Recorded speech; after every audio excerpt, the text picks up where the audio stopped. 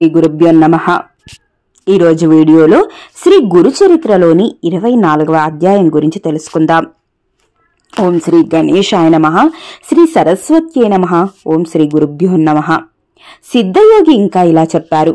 త్రివిక్రమ భారతి శ్రీ గురుణ్ణి నిందిస్తున్నాడని విని రాజు ఒకరోజు స్వామితో, స్వామి, అతడు మిమ్మల్ని నిందిస్తూ ఉంటే ఊరుకుంటారేమిటి? అతని అజ్ఞానాన్ని తొలగించరాదా అని వేడుకొన్నాడు. శ్రీ గురుడు అంగీకరించి బయలుదేరారు.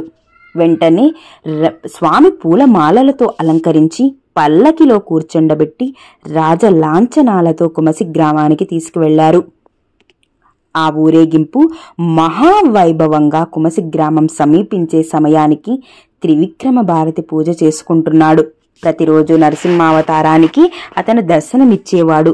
త్రివిక్రముడు ఆ మూర్తిని మనసులో నింపుకొని మానస పూజ చేస్తుండేవాడు. కాని ఆ రోజు అతడు ఎంత ప్రయత్నించినా ఇష్టదేవతామూర్తి దర్శనమివ్వలేదు. త్రివిక్రముడు, స్వామి నృసింహ, ఈ రోజు మీరు నన్నెందుకు కరుణించలేదు?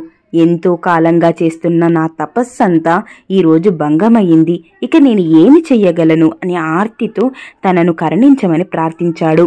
వెంటనే అతని మనస్సులో సపరివారంగా ఆ గ్రామానికి వస్తున్న శ్రీ గురుని దర్శనమై, ఇప్పుడు నేను నదీ తీరంలో ఉన్నాను, అక్కడికి వచ్చి దర్శించుకో అని దివ్యవాణి వినిపించింది. త్రివిక్రమ భారతి వెంటనే లేచి నది ఒడ్డుకి వెళ్ళాడు. కాని అతనికి ధ్యానంలో కనిపించిన శ్రీగురుడే అక్కడ దర్శనమవ్వడంతో అతడు ఆశ్చర్యపడి శ్రీగురునికి సాష్టాంగ నమస్కారం చేశారు. మరుక్షణమే అతనికి సమస్త ప్రాణులు, రాజు, పరివారం కూడా ఎదులులాగా కనిపించారు. త్రివిక్రమ భారతి నివ్వేరపోయి అంతమంది సన్యాసులతో శ్రీ గురుణ్ణి గుర్తించలేక, స్వామి త్రిమూర్తి స్వరూప, వీరందరిలో మీ రూపమేదో గుర్తించలేకున్నాను. నాపై కృపతో మీ నిజరూపం దర్శనమింపచేయండి. ఇంతకాలము నేను చేసిన మానస పూజలకు సంప్రీతుడై ఆ నరసింహావతారుడే మీ రూపంలో నేడు ప్రత్యక్ష దర్శనం అనుగ్రహిస్తున్నారు.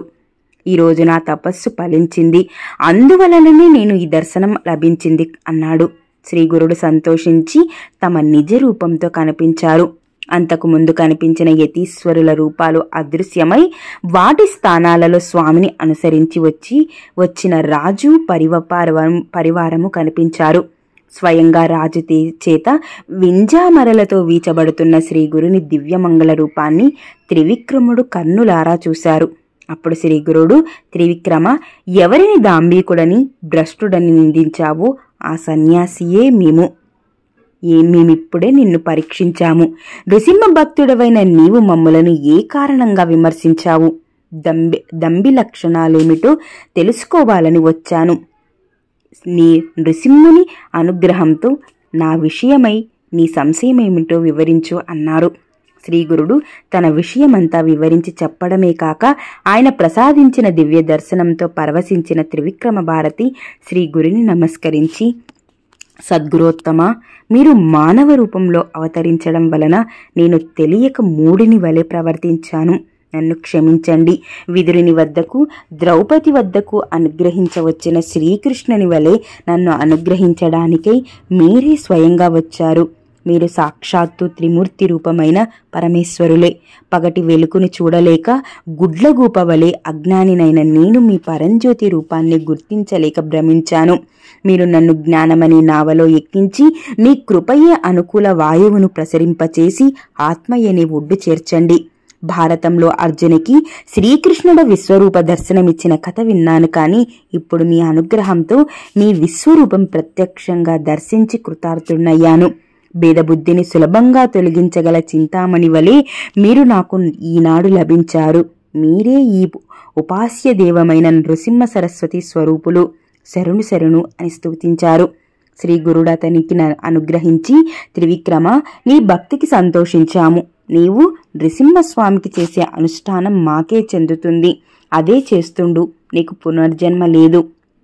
నీవు జీవన్ముక్తుడవైన పరమాత్మలో ఐక్యం కాగలవు అని ఆశీర్వదించి త్రివిక్రమ భారతిని ఆ గ్రామంలోనే ఉండమని ఆదేశించారు. తర్వాత ఆయన గ్రామాధిపతితోనూ పరివారంతోనూ మాకు అనుష్ఠాన సమయమైంది, మేము ముందుగా వెళతాము, మీరు వెనక రండి అని చెప్పి మనోవేగంతో సంగమానికి చేరుకున్నారు. తర్వాత శ్రీగురుడు స్వస్థానమైన గంధర్వపురం చేరారు కనుక నామధారక శ్రీగురుడు భగవంతుడు కాడని మానవ మాతృడేనని తలిచేవాడు 7 జన్మల నరకం అనుభవిస్తాడు. గురువే బ్రహ్మ విష్ణు మహేశ్వరులని వేదాలు కూడా చెబుతున్నాయి. నా మాటపై విశ్వాసముంచి లోకులు శ్రీ గురుని పాదాలను ఆశ్రయింతురుగాక. అందరికీ అందుబాటులో ఈ గురు కథ అనుబడి చలివేంద్రమును స్థాపించాము. దీని నుండి ప్రజలు గురుకథామృతమును సేవింతురు కాక అన్నారు సిద్ధయోగి. శ్రీ దత్తాయ గురవే నమః. శ్రీపాద శ్రీ వల్లభాయ నమః. శ్రీ నృసింహ సరస్వత్యై నమః. ఓం శ్రీ సాయినాథాయ నమః. సర్వం శివార్పణమస్తు. 24వ అధ్యాయం సంపూర్ణం. స్వస్తి.